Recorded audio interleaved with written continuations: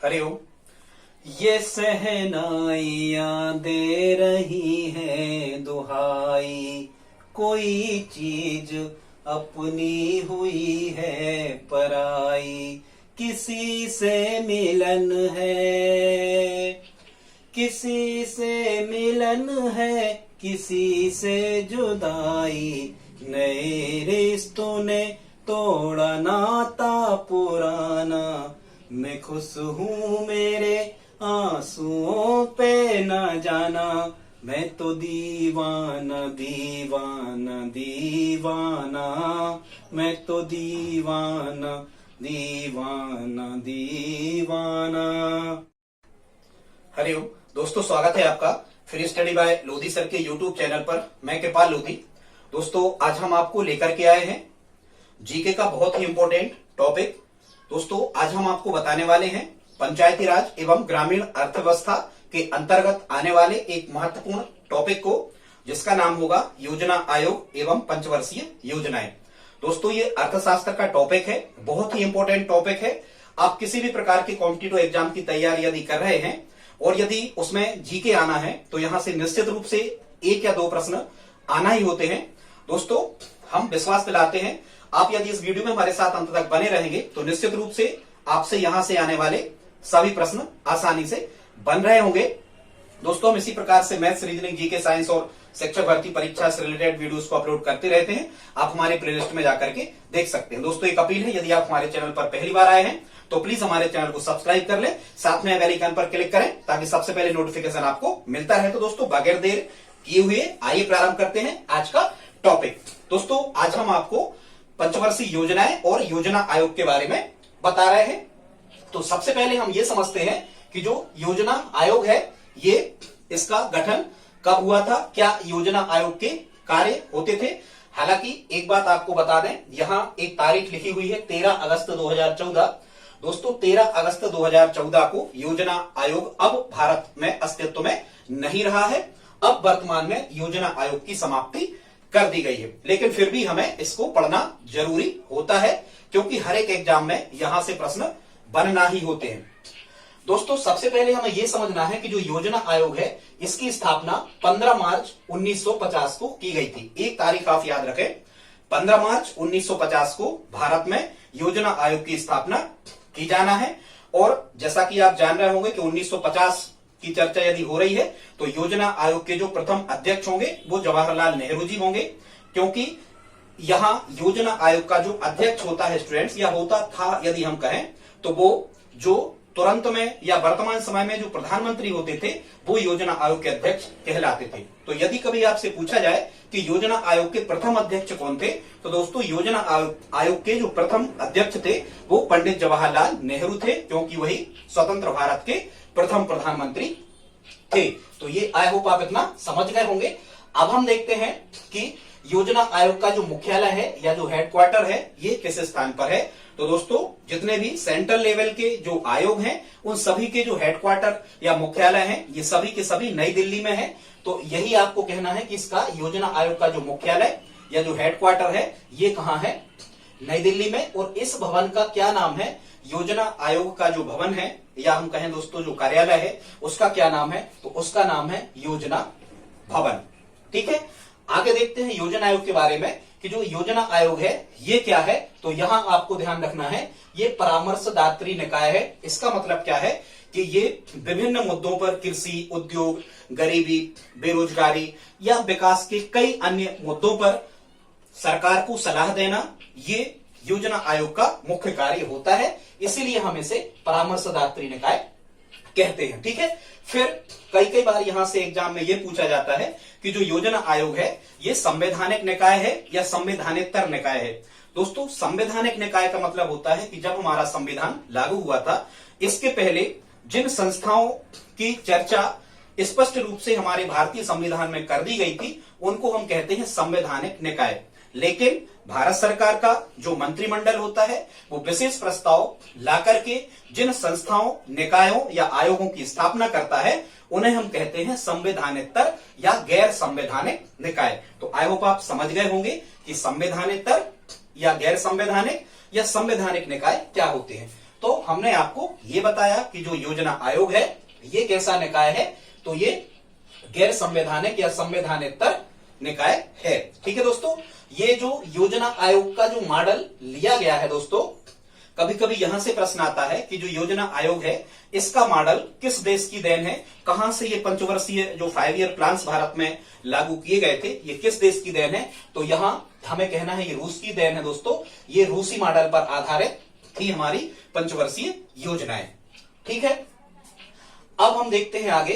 तो ये जो योजना आयोग है ये केंद्रीय मंत्रिमंडल के द्वारा जैसा कि हमने अभी आपको बताया था कि केंद्रीय मंत्रिमंडल के द्वारा एक विशेष प्रस्ताव को लाकर के भारत में योजना आयोग की स्थापना की गई थी। ये भारतीय आर्थिक सेवा का सबसे बड़ा नियोक्ता है।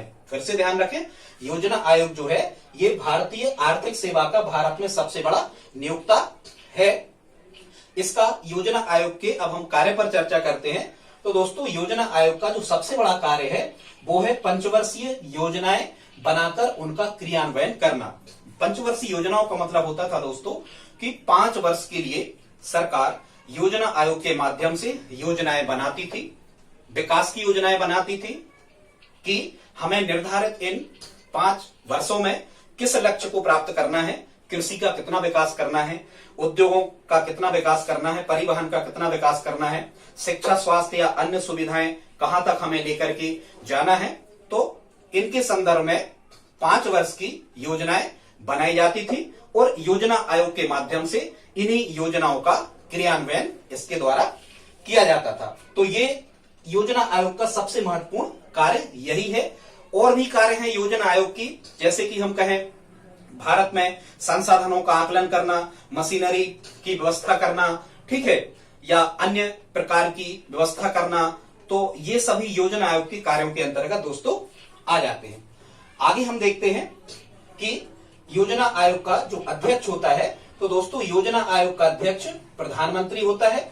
फिर कभी यदि आपसे प्रश्न पूछा जाए कि प्रथम अध्यक्ष कौन थे, तो हमने आपको पहले बताया जवाहरलाल नेहरू जी योजना आयोग के प्रथम अध्यक्ष थे।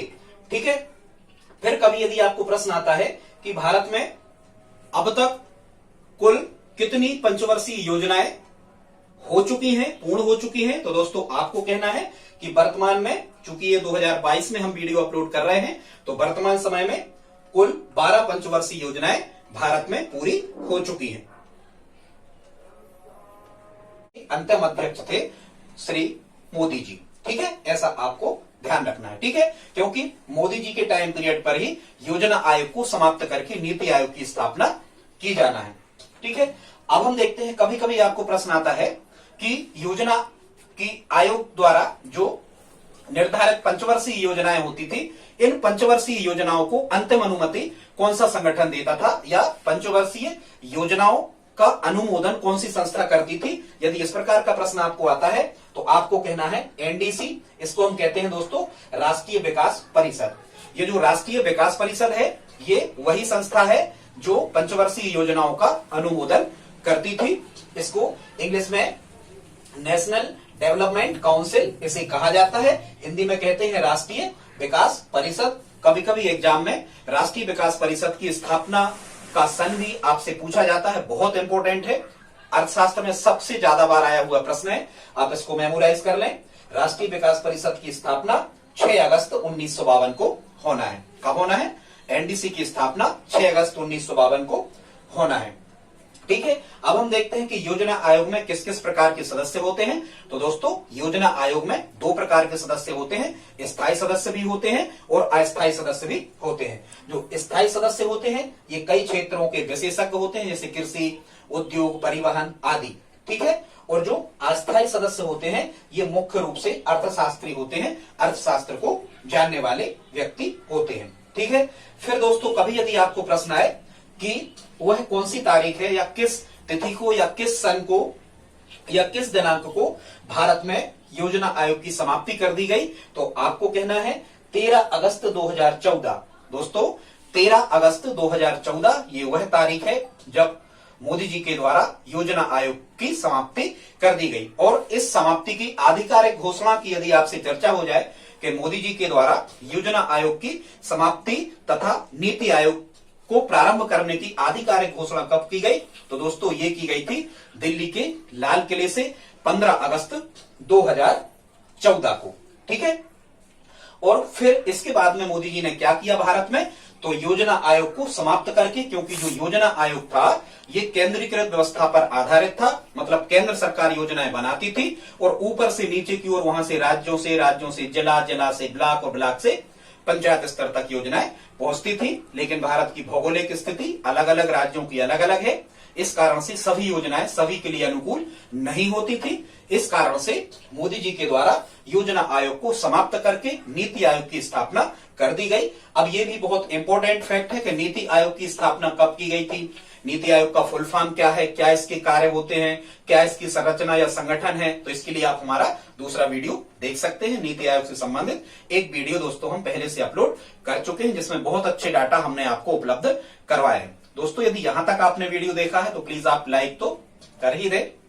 आगे देखते हैं, तो नीति आयोग की स्थापना कब होना है? 1 जनवरी 2015 को योजना आयोग की समाप्ति होकर के और नीति आयोग की स्थापना भारत में मोदी जी के द्वारा की जाना है, क्योंकि नीति आयोग में जो कार्यक्रम चलता है ये उल्टे स्तर का चलता है, नीचे से ऊपर की ओर। ठीक है, इसका मतलब ये है कि इसमें केंद्रीकृत व्यवस्था ना होके विकेंद्रीकृत व्यवस्था है, मतलब जिस स्थान पर जो भी कार्य करवाने की, विकास कार्य करवाने की आवश्यकता होती है वहां से मांग की जाती है और वो मांग धीरे धीरे राज्य सरकार तक पहुंचती है और राज्य सरकार के बाद में राष्ट्रीय स्तर पर वो मांग पहुंचती है। राष्ट्रीय स्तर पर जो नीति आयोग के सदस्य होते हैं इनके पास में नेशनल, इंटरनेशनल कई प्रकार के अच्छे मॉडल्स होते हैं, उनके अनुसार वो राज्यों को सलाह देते हैं और यदि राज्य सरकारें मानती हैं तो उन योजनाओं को लागू कर दिया जाता है। नीति आयोग में हमने आपको बताया है। दोस्तों इतना समझने के बाद में अब आपसे जो प्रश्न आते हैं वो बहुत इंपॉर्टेंट क्वेश्चंस आते हैं। कहां से आते हैं? पंचवर्षीय योजनाओं के बारे में आते हैं और पंचवर्षीय योजनाओं में मुख्यतः कितने प्रकार के प्रश्न बनते हैं। एक तो आपसे ये पूछा जाता है कि कौन सी पंचवर्षीय योजना की अवधि क्या रही। पंचवर्षीय योजना का दोस्तों मतलब होता था कि 5 वर्ष के लिए हमारी जो सरकार होती थी, केंद्र सरकार, ये योजनाएं बनाती थी कि किस क्षेत्र में हमें कौन सा कार्य करना है, किस क्षेत्र का हमें विकास करना है, हमारे विकास की दर क्या होगी, इसके लिए हम संसाधन की व्यवस्था क्या कहां से करेंगे, इसका क्रियान्वयन कैसे करेंगे और योजना कहां तक सफल हुई इसका मूल्यांकन हम कैसे करेंगे। तो ये 5 वर्ष के लिए प्लान बनाए जाते थे, प्रत्येक 5 वर्ष के लिए योजना आयोग के माध्यम से, और देश में विकास उसके द्वारा 2014 के पहले किया जा रहा था। ठीक है, तो योजना का क्रम और फिर अवधि, टाइम पीरियड क्या है ये आपसे पूछा जाता है। फिर आपसे ये पूछा जाता है कि कौन सी पंचवर्षीय योजना में किस कार्य को प्राथमिकता दी गई या किस पंचवर्षीय योजना का उद्देश्य क्या था, और फिर आपसे पूछा जाता है कि ये किस मॉडल पर आधारित थी, कौन सी पंचवर्षीय योजना किस मॉडल पर आधारित थी, किस पंचवर्षीय योजना में कौन कौन से कार्य भारत में किए गए हैं। यहां से प्रश्न आपसे बनते हैं। दोस्तों ये मॉडल का मतलब तो कुछ नहीं होता है, ये कुछ अर्थशास्त्री हैं जिनने कुछ महत्वपूर्ण सिद्धांत दिए हैं, पुस्तकों में लिखे हैं कि कैसे एक देश अपने यहां कम से कम संसाधनों का उपयोग करके अधिकतम विकास की प्राप्ति कैसे कर सकता है। तो ऐसे इस सिद्धांत पर आधारित अर्थशास्त्रियों ने जो विचार प्रस्तुत किए, जो मॉडल प्रस्तुत किए, उन्हीं के नाम पर ये पंचवर्षीय योजनाओं के मॉडल तैयार किए गए हैं। जो इंपोर्टेंट हैं उनको हम आगे अभी देख लेते हैं। ठीक है दोस्तों, तो अब हम पंचवर्षीय योजनाओं के इतिहास के बारे में भी आपको बता रहे हैं कि स्वतंत्रता नहीं मिलने के दौरान भी कुछ योजनाएं अंग्रेजों के टाइम पीरियड में भी भारत में लागू की गई, लेकिन वो असफल रही। उन सभी योजनाओं में से सबसे जो सफल रहे वो भारत की पंचवर्षीय योजनाएं रही। तो इनको एक सीक्वेंस में हमने आपको बताया है, देख लेते हैं। इसका इतिहास ये रहा पंचवर्षीय योजनाओं का कि सबसे पहले 1934 में एक पुस्तक प्रकाशित हुई और उस पुस्तक का जो नाम था ये था प्लान्ड इकोनॉमी फॉर इंडिया। और ये जो प्लान्ड इकोनॉमी फॉर इंडिया थी, ये पुस्तक की राइटर थी एम विश्वेश्वरैया, ये अर्थशास्त्री हैं। इस पुस्तक में सबसे पहले 10 वर्षीय कार्यक्रम के बारे में बताया गया था। अंग्रेजों के टाइम पीरियड पर अंग्रेजों की सरकार ने कुछ बातों को यहां से स्वीकृत कर लिया था। तो कभी यदि आपसे पूछा जाए कि प्लान्ड इकोनॉमी फॉर इंडिया पुस्तक किसकी है, तो एम विश्वेश्वरैया की है। इसमें 10 वर्षीय कार्यक्रम की रूपरेखा भारत में तैयार की गई थी। दोस्तों आगे देखते हैं। इसके बाद में 1944 में मुंबई के 8 उद्योगपतियों ने मिलकर के विकास का एक प्लान बनाया जिसे बॉम्बे प्लान के नाम से जाना जाता है। बॉम्बे प्लान के नाम से किसे जाना जाता है? तो 1944 में मुंबई के 8 उद्योगपतियों ने, संख्या भी आप ध्यान रखें, 8 उद्योगपतियों ने एक प्लान बनाया जिसे बॉम्बे प्लान के नाम से जाना जाता है। और ये जो था, इसमें 15 वर्षीय योजना रखी गई थी कि 15 वर्ष तक हम इस योजना पर कार्य करेंगे तो देश विकास की ओर बढ़ जाएगा। इसके बाद हम देखते हैं 1944 में ही श्रीमन नारायण के द्वारा एक गांधीवादी योजना प्रस्तुत की गई थी, जिसमें गांधी जी के विचारों को महत्व देकर के कैसे विकास किया जा सकता है इस दिशा में प्रयास किए गए थे। इसके बाद में आती है दोस्तों अंतिम योजना 1950 में जयप्रकाश नारायण के द्वारा सर्वोदय योजना।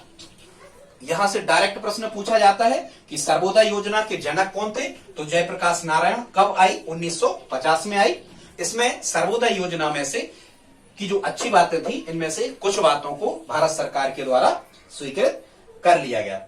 अब हम देखते हैं दोस्तों योजनाओं का क्रम, अवधि, प्राथमिकता या उद्देश्य और किस मॉडल पर ये आधारित थी।